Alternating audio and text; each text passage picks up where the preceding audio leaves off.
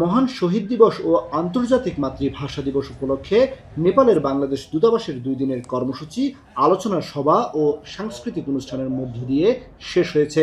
শুরুতেই নেপালের কূটনৈতিক কোরের সদস্যরা দূতাবাস প্রাঙ্গণে শহীদ মিনারে পুষ্পস্তবক অর্পণ করেন। এরপর রাষ্ট্রপতি, প্রধানমন্ত্রী, পররাষ্ট্রমন্ত্রী ও পররাষ্ট্র প্রতিমন্ত্রীর দেয়া বাণী পাঠ করা হয়। ভিডিও বার্তায় অংশ নেন ইউনেস্কো জেনারেল কনফারেন্সের সভাপতি খন্দকার এম তালহা।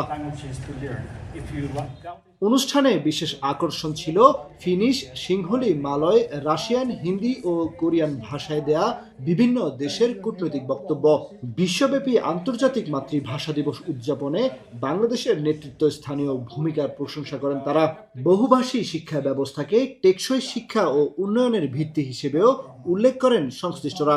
অধিকার মাতৃভাষায় কথা বলার, মাতৃভাষায় শিক্ষা লাভের, সেই জিনিসটা গ্লোবালি প্রমোট করা হচ্ছে এবং সেটা হচ্ছে আমাদের একটা কূটনৈতিক অর্জন। তো মূলত এই কূটনৈতিক অর্জনটা এটা আমাদের বাংলাদেশের একটি সফট পাওয়ার আপনারা বলতে পারেন। তো এই বিষয়টাকে আমরা গ্লোবালি তুলে ধরেছি। এ সময় বাংলাদেশি প্রতিনিধিরা হারিয়ে যাওয়া ভাষা সংরক্ষণ ও ভাষা দিবস পালন নিয়ে রাজনৈতিক মতানৈক্য তৈরি না করার আহ্বান জানান।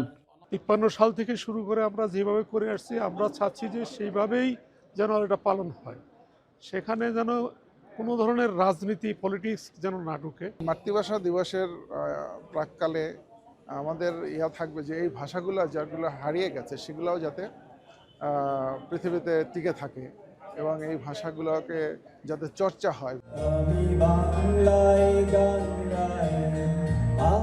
আলোচনা পর্বের পর বহু ভাষাভিত্তিক সাংস্কৃতিক অনুষ্ঠানে থারু নৃত্য সহ বাংলা ও নেপালের 3টি ভাষায় সঙ্গীত পরিবেশন করেন স্থানীয় শিল্পীরা।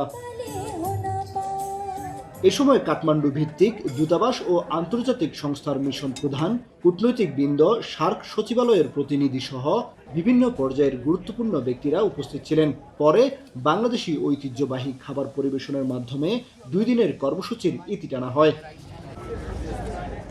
কামরুল হাসান জনি, এখন, নেপাল।